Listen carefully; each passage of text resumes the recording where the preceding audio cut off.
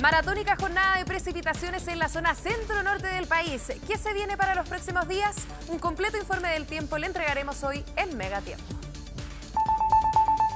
A 64 años del terremoto de Valdivia que marcó la historia sísmica de Chile, ¿cuánto ha cambiado la respuesta del país ante un evento así? ¿Pueden las lluvias intensas tener relación con los sismos? Conversaremos con el geógrafo Marcelo Lagos.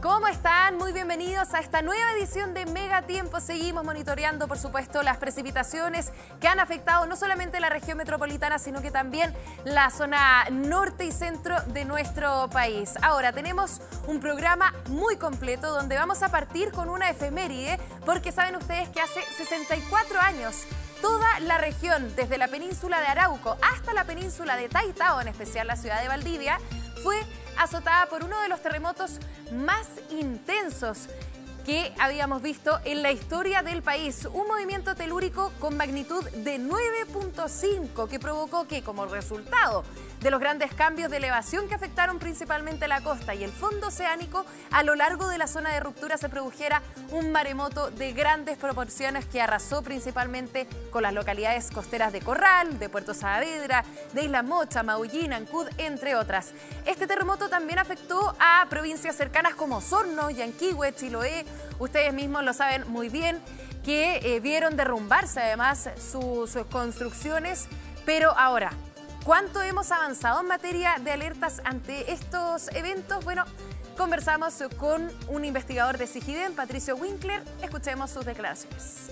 Como país hemos sin duda progresado en preparación ante eventos de esta naturaleza y un ejemplo muy claro es el desarrollo de un sistema de alerta de tsunami, alerta temprana, implementado en el CHOA y con la colaboración de universidades y centros de investigación que permite hacer una alerta o una evacuación sectorizada a nivel nacional.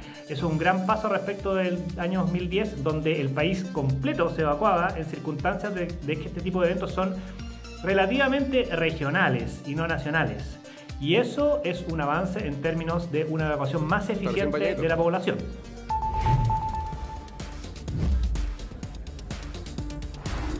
Bueno, y para recordar este terremoto de magnitud 9.5 y otros temas, conversamos a esta hora con Marcelo Lagos, geógrafo. Muchas gracias por habernos acompañado en esta jornada tan importante, con precipitaciones además. Pero primero preguntarle, ¿es posible que en nuestro país veamos un terremoto de esta magnitud?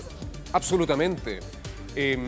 Todo el territorio chileno tiene currículums de eventos de magnitud gigante. Cuando hablamos de magnitud gigante, estamos hablando de magnitudes superiores a 9. El terremoto de 1960 fue magnitud 9.5, el más grande del mundo, registrado instrumentalmente, y la historia en 1730 indica que probablemente también fue 9, y la prehistoria también de diversas investigaciones a lo largo de nuestro país revelan de que eventos gigantescos siempre han ocurrido, por lo tanto la posibilidad de que vuelvan a repetirse es siempre alta. Y aumenta además porque usted lo decía ahí en un estudio, que hay una especie de relación entre las precipitaciones y los movimientos telúricos. ¿Cuál sería ese vínculo, sobre todo considerando que tuvimos ahí dos sistemas frontales que nos dejaron una harta acumulación de agua en la zona centro-norte del país? Bueno, Macarena, la verdad es que hay que mirarlo con atención, porque claramente el sistema planeta Tierra funciona como un sistema donde un conjunto de engranajes interactúan. Hasta el momento, claramente, el origen, la detonación de grandes terremotos se conecta con procesos internos de la Tierra. Claro. Pero evidentemente, bajo tierra pasan otras cosas que todavía la ciencia con rigor no logra comprender. Y comprender lo que pasa abajo, ciertamente, y cómo se acumulan esfuerzos, cómo se libera esa energía con sismicidad, con terremotos, enmarcado por un marco tectónico general del planeta, es un tema que gradualmente la ciencia ha ido avanzando. Hace tiempo ya que claramente se ha observado ciertas conexiones con la atracción de la Luna, por ejemplo, y la detonación sísmica. Se ha conectado, por ejemplo, la variación en el volumen de los glaciares en los volcanes y cómo eso influye en los cambios de presión en las cámaras magmáticas y puede acelerar erupciones que iban a llegar. Y recientemente publicado en Science Advance, una revista científica de prestigio.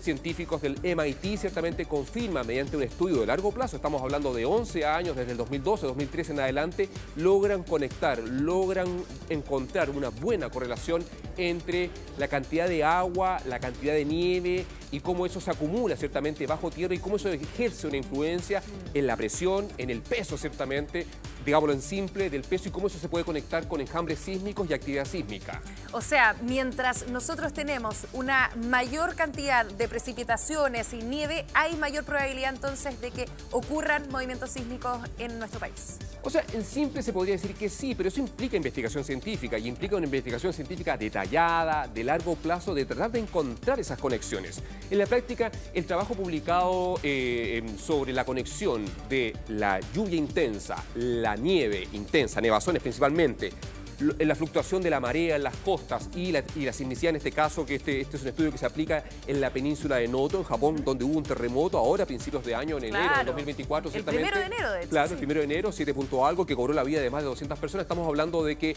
ese es un estudio particular allá. Ahora, esto abre la ventana y un abanico de posibilidades de investigación para que todo el mundo comience a buscar con propiedad estas interconexiones que no son simples, evidentemente, porque necesitan datos, necesitan instrumentación, pero particularmente necesitan una apertura de paradigma para entender de que la tectónica y en general la sismicidad está interconectada con otros procesos independientes de que evidentemente los procesos madre, los procesos padre son la tectónica. Sí, de todas maneras, Marcelo, recordarle que nosotros tenemos ahí una pizarra. Cuando usted quiera utilizarla, nos la pide. De todas maneras, para poder explicar que la gente entienda esta relación que existe entre las precipitaciones, los movimientos telúricos. Por mientras, le pregunto, ¿dónde hay una mayor probabilidad de que se produzca algún terremoto en nuestro país? ¿En qué zona? Bueno, conectándolo con el aniversario, ciertamente la conmemoración del terremoto de 1960, también conectándolo con hoy día, ciertamente que es el Día de la Memoria y la Educación sobre Desastres Socionaturales, hay que aprender lecciones de lo que pasó en 1960, ciertamente, claro. Y la mirada con atención es que ha pasado, ciertamente, más de 64 años, y en el tema sísmico somos un país resiliente, sí. En el tema sísmico tenemos una gobernanza sísmica que muchos miran con atención, los países del mundo dicen, pero ¿cómo en Chile no se caen los edificios cuando hay terremotos tan grandes? Claramente aquí pasan cosas. La gente tiene conductas de autocuidado, hay una cultura sísmica y eso nos hace particularmente especiales por la recurrencia. Y por lo tanto terremotos grandes como el de 1960, mejor dicho gigantes, pueden ocurrir. ¿Dónde podría ocurrir uno? Claro, ¿dónde hay una mayor acumulación de energía para entender bien? Mira, bueno, esa es la gran pregunta. La pizarra, si quiere esa es la gran pregunta, ciertamente. Ahí es la gran, perdón, activo un lápiz, ciertamente es la gran pregunta. Sur del Perú, ciertamente, norte de Chile, península de Mejillones y sigo para el sur, ciertamente.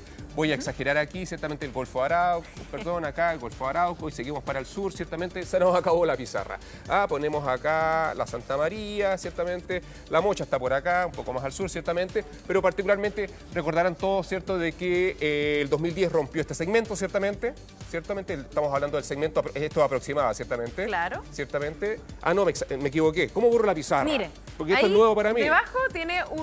perfecto. Ya, sí, listo. Una ahora voy lápiz. No se preocupe que todos hemos ocupado esta pizarra, nuestra querida comunidad les encanta. Soy un ser humano imperfecto. Ya, voy a hacerlo en simple nomás, voy a hacerlo así. Eso, hágalo simple nomás, no se preocupe. Simple, ¿cierto? Esto es Mejillones y el resto es Chile, sencillamente. Ya. Entonces, recordemos de que, y voy a usar un lápiz ahora amarillo, se puede decir, mira qué interesante. Entonces, en el 2010 rompió este segmento, pongamos que va entre el Golfo de Arauco y aproximadamente Navidad, ¿cierto? Acá tuvimos un terremoto, este es el 2010, ¿cierto? Luego tuvimos uno acá, estoy exagerando, el 2015, ciertamente, en el territorio de Illapel, ¿cierto? Sí. En las costas, con un tsunami. También tuvimos uno acá el 2014, en Chiquiqui, Pisagua, ciertamente. Son terremotos que han marcado, ciertamente. Este fue el 2014, ¿cierto? Perdón, el 2014.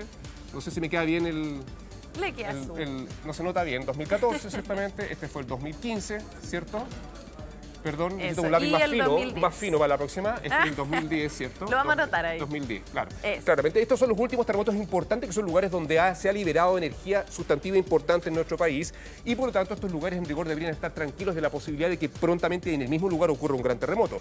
Sin embargo, hay espacios, ciertamente, que tienen un pasado sísmico importante donde no han ocurrido nuevos terremotos hace mucho tiempo. Particularmente, hoy día los instrumentos y el trabajo científico basado en evidencia revela de que el sur de Iquique es una zona que está cargada. Entonces voy a usar el lápiz azul azul para destacar que esta zona particularmente, ciertamente es una zona, el sur de Perú, la península de Mejillones, es una zona donde podría ocurrir un evento importante, pero también se conecta con la costa de Atacama. Toda la costa de Atacama es una zona que desde 1922, desde el 10 de noviembre, no ha tenido un terremoto importante y es probable que ocurra allí. Los instrumentos indican que hay suficiente energía como para que ocurra un evento y que probablemente iría acompañado de tsunami. Y sobre todo considerando que también en la región ahí de Atacama, de Coquimbo, hemos tenido una gran acumulación de agua debido a este último sistema frontal. Sí, pero en la práctica, hacer el pase en este minuto instantáneo entre lluvia y sismo, la verdad es que es un dato. Sí, porque necesitamos investigación. Todavía. En rigor, el trabajo que conversábamos del terremoto de Noto y la conexión entre lluvia y nieve, recientemente publicado, nos abre un espectro de posibilidades para comenzar a entender. Acá, evidentemente, el proceso de subducción, estamos hablando acá de grandes terremotos, de megaterremotos, terremotos interplaca con magnitudes sobre 8, donde generalmente y principalmente las acciones que convergen en la detonación de ellos son la acumulación de esfuerzos producto de placas que convergen, ciertamente, etcétera. Pero independiente, respondiendo a tu segunda pregunta respecto de dónde podría venir el próximo, ciertamente el sur de Iquique, toda la costa de Atacama es una zona que está altamente expuesta a la posibilidad de que en el corto, mediano plazo ocurra un evento importante. ¿Y Santiago? Bueno, ese es el segmento que va acá, desde el sur de Illapel hasta el norte de Pichilemu. Este es un segmento que también está esperando, ciertamente. Y lo particular de este segmento es de que aquí no ocurre un evento importante desde 1730. Ha pasado casi 3 siglos y, por lo tanto, la posibilidad de que vuelva a ocurrir es importante. Y es importante no solamente por su magnitud, que podría ser cercana sobre 8 o incluso cercana a 9, sino que también es que aquí se localiza más del 70% de la población de nuestro país, la infraestructura crítica, este canal de televisión. O sea, el nivel de afectación podría ser mayor de todas maneras. Sustantivo. En un país con una estructura lineal es complejo el escenario aquí. Y luego... ¿Y cuándo prevé que podría llegar a suceder? En la ¿Lo práctica, ve cercano? La verdad es que en este tema de cuándo viene el próximo, que es una gran pregunta que todos nos hacemos, si supiéramos realmente estaríamos en otro planeta. En la práctica, hoy día nadie puede decir dónde, cuándo, qué magnitud y a qué profundidad, pero sí sabemos que donde no ha ocurrido y entre más tiempo pasa es más probable la posibilidad de que pueda ocurrir. Por lo tanto, aquí claramente hay energía que podría liberarse en cualquier segundo. Ahora, en una década, ser categórico con ello, la verdad es que es arriesgado, pero independiente de ello es importante el mensaje. No olvidar que acá hay una falta de actividad y donde no ha ocurrido es donde viene el próximo. Luego, después del 2010, viene el segmento de 1960, que justamente hoy día conmemoramos. Voy a usar un color blanco, ciertamente. Este fue el gran segmento que rompió en 1960, tremendo terremoto, casi 1000 kilómetros de largo, por 200 kilómetros de ancho, ciertamente, con un tsunami que rápidamente desbordó la zona costera cercana y se propagó por todo el Pacífico, mató a 61 hawaianos, mató a 144 japoneses, tremendo evento. Y este es un evento que, evidentemente, dado su tamaño, dada la cantidad de energía que liberó, es poco probable que en el corto o mediano plazo vuelva a repetirse, pero sí existe suficiente energía para que ocurran eventos cercanos a 8 sin ningún problema, como pasó en Melinca. Recordarás que el 25 de diciembre del 2016, al sur de Chiloé, tuvimos un 7.6 que nos revela de que esta zona no está tan dormida y que ya hay esfuerzos acumulados que podrían liberarse con sismicidad y pequeños tsunamis. Por lo tanto, hay que mirarlo con atención. En la práctica y en síntesis, Macarena, la verdad es que la amenaza sísmica en todo Chile es permanente. Pero independiente de ello, yo no me gustaría que se quede la sensación de que viene un próximo terremoto, sino que podría ocurrir. Podría ocurrir, pero también dejar el mensaje de que somos un país que sabemos convivir con este tipo de peligros. Pero no hay que olvidarlo, porque en este momento estamos en tiempos de paz. En tiempos de paz es de que ya nos olvidamos del terremoto. Ahora estamos preocupados de la lluvia intensa, del frío, de los incendios en verano, las ondas de calor, las islas de calor urbano. Está bien, es importante. Pero estos eventos, cuando ocurren, pueden marcar la diferencia porque cobran muchas vidas rápidamente. Es importante no olvidar, y es por eso que hoy día, en el Día de la Memoria y la Educación sobre Desastres Socionaturales, es importante reflexionar sobre estos eventos y cómo han marcado la vida de nuestro país. Sí, de todas maneras. Bueno, hablabas de un punto muy importante, que es cómo nosotros hemos estado al tanto también en la infraestructura, hemos ido avanzando también en todo lo que son las arquitecturas. Estamos muy cercanos también a Japón respecto a las medidas que hemos tomado, y de ahí recordábamos el terremoto del 1 de enero ahí. ¿Cómo nosotros estamos en comparación a otros países del mundo? Bueno, en el tema del cómo convivir con la amenaza sísmica, Chile es un país absolutamente preparado. grandes terremotos sobre 8, por ejemplo el 8.2 del 2014, el 8.4 del 2015 en Illapel, el 8.8 del 2010 lo revelan. Sí, claramente hubo daño estructural puntual, pero en la práctica es un porcentaje absolutamente marginal de lo que podría haber pasado comparado con otros eventos en el mundo. El punto es de que en el tema sísmico, en el tema de formación de profesionales, en el tema ético, en el tema de normativa, en el tema de tener la confianza en que las cosas se hacen bien en estos temas, eso se cumple. En la gobernanza sísmica en nuestro país ciertamente se cumple. El punto son los otros procesos de la naturaleza o socionaturales que pueden ser peligrosos para la sociedad, que hoy día siguen huérfanos en nuestra legislación. Por ejemplo, lluvias intensas en Santiago cortan la electricidad en superficies importantísimas de zonas habitadas, complejizando el día a día. ¿Por qué permanentemente pasa esto? ¿Cuál es la reflexión que tenemos que hacer al respecto? ¿Tiene algo que ver con la geografía de nuestro país? Tiene que ver en parte con una forma de entender el cómo habitar los territorios que están pensados para habitar la normalidad. Pero hoy día en un contexto de emergencia climática, en un contexto de incertidumbre de escenarios futuros, sobre todo desde el punto de vista hidrometeorológico, la verdad es que los escenarios pueden ser más complejos. Cada vez que llueve intensamente o cae nieve, que es muy particular, pero puede pasar ciertamente, la electricidad se nos viene abajo. Y eso nos tiene que hacer pensar cómo convivir para escenarios que vienen para quedarse para el futuro. Se habla, por ejemplo, le echan la culpa a los árboles, que los árboles, las ramas cortan, se caen por el viento, que el raco, que allá, que etcétera, que el puelche. Y en la práctica necesitamos árboles. Y necesitamos muchos árboles porque eso nos ayudan a capturar CO2, tienen múltiples servicios ecosistémicos, etcétera. ¿No será que será el momento de pensar en soterrar el cableado? Evidentemente todos sabemos que soterrar el cableado, enterrarlo, y evitar que el viento lo corte o caiga la rama, ciertamente es carísimo, 7, 10 veces más que el cableado exterior. Normal, pero en la práctica, hoy día con innovación, con ciencia, con IA, con todo lo que tenemos hoy día, ¿cómo no pensar en formas que nos permitan llegar o rayar la cancha o concesionar? Pero evidentemente es una invitación que tenemos que hacer al mundo privado y lo público, y a las comunas y al Estado de Chile, ciertamente para pensar en cómo nos adaptamos a procesos que vienen para quedarse. Porque el hecho que este simple ejemplo del corte de electricidad afecta a tantas personas, sobre todo en infraestructura crítica, nos revela niveles de fragilidad que deben ser mirados con atención, y eso implica formas de adaptarnos a escenarios que vienen para quedarse. Sí, de todas maneras, ante otro tipo de amenaza estamos al debe como país, pero llevando nuevamente el tema ahí de los terremotos, de los movimientos sísmicos, me imagino que ya hemos avanzado mucho, pero aún faltan algunos desafíos, ¿no? ¿Cuáles serían esos? Bueno, ¿qué pasa? Que el terremoto no viene solito. El terremoto viene acompañado de múltiples procesos, ¿cierto? Una vez que ocurre un terremoto, como bien mencionabas, Macarena, al principio, el terremoto implica, por ejemplo, en la costa, deformación vertical. La costa puede hundirse, puede levantarse. El terremoto viene acompañado de tsunami, si es en zona costera, con deformación vertical del fondo oceánico. El terremoto viene acompañado de movimientos en masa, dependiendo de la época del año, pueden ser más o menos agresivos. El terremoto viene acompañado de explosiones, de incendios. Entonces hay una serie de procesos colaterales, multiamenazas, que se manifiestan en el minuto de un terremoto, que siguen en gran parte pendientes. Paralelo con ello está el tema de la planificación territorial. Claramente estamos al debe allí, porque tenemos instrumentos que planifican el uso del suelo, que nos dicen dónde va lo residencial, dónde va lo industrial, dónde va lo crítico, pero en la práctica el cómo incorporamos la peligrosidad, por ejemplo en Santiago de Chile, la falla de San Ramón, o en zonas costeras, el peligro de tsunami sigue estando pendiente porque no tenemos una legislación hoy todavía a la altura que permita dar garantías de habitar territorios dignos y seguros. Ahí todavía nos queda un camino por recorrer importante. ¿Cuál sería un territorio seguro ante un eventual terremoto? Por ejemplo, en la región metropolitana. En la práctica, un ejemplo que tenemos, más que seguro, en la práctica la seguridad depende del contexto, porque el terremoto no te va a encontrar en tu casa, todos reunidos con tu perro, tu conejo y tu hámster. En la práctica el terremoto te va a encontrar en cualquier parte. Puede ser aquí en tu trabajo, puede ser de paseo en el cajón del Maipo, en la cordillera, en la playa, en cualquier contexto. Por lo tanto, es una forma de aprender a convivir con él. No es lo mismo ir caminando por un muro de adobe al lado que estar caminando al lado de una pared de concreto reforzado. Todo depende.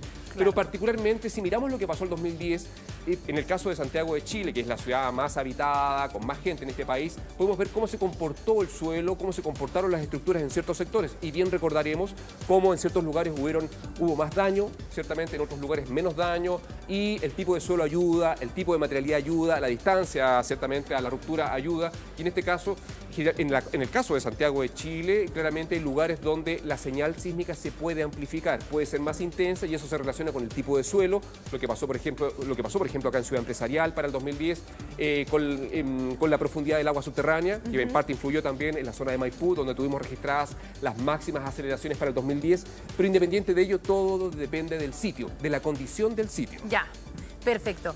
¿Qué ¿Qué pasa con las alertas? Nosotros, cuando viene un terremoto, en general, ¿usted cree que estamos al debe? ¿Debiera ser más rápido el aviso para que las personas puedan, de alguna manera, tomar precauciones, salir de la casa y, obviamente, evitar algún tipo de afectación? Mira, Maca, la práctica, en la amenaza sísmica o el peligro sísmico, la principal alerta es la naturaleza. No, en principio no necesitamos algo tan sofisticado como que alguien me avise y me diga en el teléfono, corre, viene un terremoto. En la práctica, Chile, por su posición geográfica y su zona de subducción, estamos tan cerca, tan encima, ciertamente, de la fuente donde ocurre el evento, de que necesitamos sistemas muy sofisticados desde el punto de vista de la tecnología para que nos avise y nos dé un tiempo razonable. Independiente de ello, se entiende que en zonas más distantes de donde ocurre el evento principal puede servir. Ahora, la amenaza sísmica, en rigor, la principal señal es la naturaleza. Sin embargo, hay otros eventos que tienen un delta T, un tiempo que puede marcar la diferencia, ciertamente, en conductas de autocuidado y cómo yo respondo ante esa emergencia. Claro. Y en ese sentido, el 2010 claramente fue un punto de inflexión. El 2010, ciertamente, después de ello, se fortalecieron el sistema SAES de aviso telefónico en caso de emergencia, y eso partió con tsunami. Hoy día lo tenemos para incendio, hoy día lo tenemos para una serie de otros procesos peligrosos para la sociedad y nuestras comunidades que tempranamente alertan, independiente que claramente se sigue perfeccionando, se sigue mejorando, cada vez la gente comprende de mejor forma que tiene que mirarlo con atención y que tiene que entender cuáles son las zonas seguras, etc. Yo diría que en ese tema hemos avanzado, pero en rigor la alerta, si bien es necesaria, es cosmética, es necesaria, es urgente. Evidentemente yo necesito que alguien me avise. Sí, pero o sea, en el práctica... año 2010, por ejemplo, hay muchos ciudadanos que alegaban que no se avisó tempranamente que, por ejemplo, venía este terremoto acompañado de otras condiciones, como las olas grandes que llegaron ahí a la zona costera de nuestro país. No, lamentable, muy lamentable. Todos sabemos lo que pasó el 2010, todos sabemos que no se apretó el botón rojo, todos sabemos que había luna llena, marea baja, y eso ayudó mucho a que la gente corriera a zonas elevadas. Todos sabemos que murieron 156 personas ahogadas por tsunami, 25 desaparecidos. En la práctica todos sabemos que podría haber sido incluso peor, porque con un tsunami de esas características, con un terremoto de esas características, podríamos haber tenido muchas más víctimas. De alguna forma eso revela ciertas conductas de autocuidado, de memoria y de no olvidar de que estos eventos son recurrentes en nuestro país. Sin embargo, la verdad es que no hay que descansar y poner todas las fichas en la tecnología. Acá sí es importante la tecnología, sobre todo ante los altos niveles de exposición, porque Chile es un país que permanentemente construye riesgo. Al localizar la vivienda en el fondo de la quebrada, al localizar la vivienda o la escuela al lado del volcán, al localizar la Teletón orilla de playa, estamos construyendo riesgo. Y eso implica la necesidad futura de tener sistemas de alerta temprana para que la gente evacúe. En la práctica, todo esto se puede atenuar, es necesaria la alerta temprana, porque permite salvar vidas, pero también es importante varios ejes a la vez. Uno principal es bajar exposición. ¿Cómo evitamos que las personas, que lo crítico se localice en zonas de peligro? Y eso implica desplazar, eso implica planificación territorial, eso implica gobernanzas que realmente sean eficaces y que logren articular a todos los actores, a todas las actrices, el Estado, lo privado, etcétera, para dar garantías de habitar territorios dignos y seguros. Sí, de todas maneras.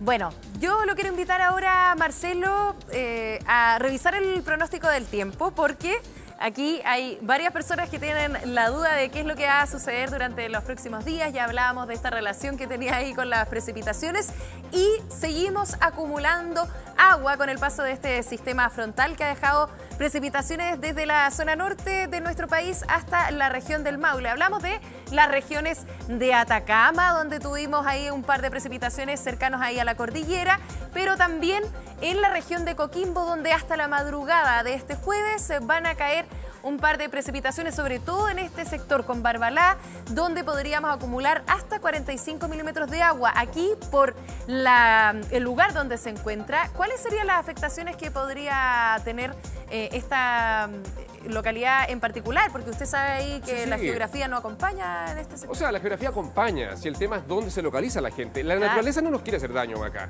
No, de todas maneras. Es bonita, si yo me pongo en los flujos, evidentemente, donde la naturaleza tiene ciertos comportamientos más o menos intensos, ciertamente puede haber daño y complejidad.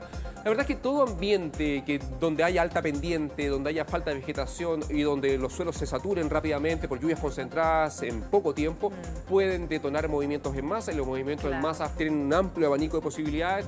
En el norte principalmente son los famosos aluviones, ciertamente, que pueden ser hiper peligrosos. Por eso, con atención hay que estar mirando cómo el agua se está concentrando y cómo se está comportando en las zonas que pueden ser afectadas. Sí, de todas maneras. Bueno, vamos a seguir monitoreando de todas maneras las precipitaciones, pero mire las temperaturas. Bueno, en Arica abundante nubosidad en la mañana, luego sale el sol por la tarde con 16 grados de mínima, 19 de máxima. En Iquique también tenemos la misma condición, harta nubosidad por la mañana, luego también se va a despejar, al igual que en Antofagasta, con 15 grados de mínima, 17 de máxima. En Copiapó incluso saldrá el sol por bien tempranito en realidad en la mañana porque llega esta nubosidad, pero luego se aleja para dar paso ahí a un sol brillante con una máxima incluso de 22 grados. Ya no quedan precipitaciones en la región de Atacama, más bien se concentran al menos en la región de Coquimbo, donde también vamos a tener en Vicuña algunas precipitaciones hasta esta madrugada. De todas maneras, vamos a ver no solamente ahí chubascos en la zona norte de nuestro país hasta bien tempranito, sino que también en la zona central. Mira, Marcelo, tenemos precipitaciones para este día jueves 23 de mayo que van a seguir, pero hasta eso de las 10 de la mañana. Obviamente siempre es más intenso ahí en los sectores precordilleranos, en los valles, cercanos a la cordillera de la costa, San Felipe, los Andes, donde acumulan una mayor cantidad de agua a diferencia del litoral, que en la mañana también van a tener una que otra precipitación, pero después incluso va a salir el sol acompañado de algunas nubes con máxima ahí de 15 grados, va subiendo un poquito más la temperatura en estos sectores. Ahora, en la región de O'Higgins se acumuló harta agüita y ya en la mañana dejan estas precipitaciones para dar paso ahí a un cielo nublado, luego incluso también se va a despejar con extremas de 6, 12 grados. ¿Le gusta la región del Maule, Marcelo? Todas las regiones me gustan, pero particularmente rescato que las precipitaciones, evidentemente a toda esta zona de Chile, nos recuerdan lo que pasó el año pasado en agosto y septiembre con las grandes inundaciones y la lluvia y cómo se asocia la lluvia y el aumento de caudal y la peligrosidad. Y la reflexión que tiene que venir es qué se está haciendo hoy día ciertamente para evitar que se vuelva a repetir el escenario que tuvimos el año pasado en gran parte de las costas, en las zonas de Rancagua, el Maule, Biobío, etcétera. De todas maneras, bueno, es que el año pasado ahí nos dejó de todas maneras ahí con una imagen difícil de olvidar. Pero vamos a la zona sur de nuestro país porque acá las precipitaciones brillan por su ausencia. Mire, tuvimos un sistema frontal que el día lunes dejó precipitaciones en estas zonas, pero que ya ahora lo tienen con abundante nubosidad, 2 grados de mínima en Concepción, 12 de máxima en la región de la Araucanía con heladas, menos 2 grados, con una máxima de 9, abundante nubosidad también en la región de Los Ríos, menos 1 grado por la mañana, 11 grados de máxima. De todas maneras acá, aunque no hayan precipitaciones, con una buena parca, porque con este frío, Dios mío. Y no solo eso, también es importante que estas heladas se asocien también con el uso de calefacción. Y es importante ciertamente este cambio sustantivo a una calefacción más sustentable, más sana, que contribuye ciertamente a evitar la quema de madera verde y con todos los daños colaterales que genera a la sociedad. Por lo tanto, sabemos que es un tema instantáneo, pero claramente la helada va acompañada de un tema de calefacción que no ha logrado cambiar en 100 grados. No, sobre todo ahí en la zona sur, que se utiliza mucha madera. De hecho, los hornos son a leña, para calentar el hogar también se utiliza. Y es coherente desde el punto de vista cultural, ciertamente, pero claramente necesitamos que se observe y se acompañe. ¿No? Y el Estado tiene estrategias importantes de subsidios para conversión que hay que mirar con atención porque son muy interesantes. Sí, de todas maneras. Bueno, el frío llega también entonces a la región de los lagos, en Cochamó, eso sí, con un cielo totalmente despejado, menos 2 grados de mínima, 6 de máxima. En Puerto Montt las extremas serán de 2 a 8 grados. Ahora, en Santiago continúan las precipitaciones hasta esta mañana. Vamos a tener hasta las 10 de la mañana algunas precipitaciones de tipo chubascos. Puede ser que la lluvia se ponga un poquito más intensa entre 10 allá a 11 de la mañana, pero luego se va las precipitaciones y vamos a tener nubes acompañando ahí al sol. 7 grados de mínima, 14 de máxima. El viernes con un cielo totalmente cubierto, 6 grados de mínima, 15 de máxima. Estamos con temperaturas por debajo del promedio del mes de mayo. Temperaturas máximas que en general son de 19 grados y hoy día estamos bordeando los 15. El sábado también con un cielo totalmente cubierto, extremas de 6, 14 grados. El domingo ya sale el sol pero acompañado de algunas nubes. 7 grados de mínima, 15 de máxima. El lunes con 3 grados de mínima, 19 entonces de máxima. Este jueves entonces siguen las precipitaciones, pero hasta las 10 de la mañana y luego se termina este sistema frontal que ha acumulado harta agüita, al menos en la región metropolitana. Esperamos que llegue ahí hasta casi 30 milímetros. Hay que ver cómo avanza ahí la madrugada de este día jueves. Bueno, Marcelo, muchas gracias por habernos acompañado en esta edición. totalmente invitado para venir en una próxima Muchas edición. gracias por la invitación. Y le damos las gracias también a ustedes por acompañarnos a nosotros. Que estén bien, nos vemos en una próxima edición de Megatiempo.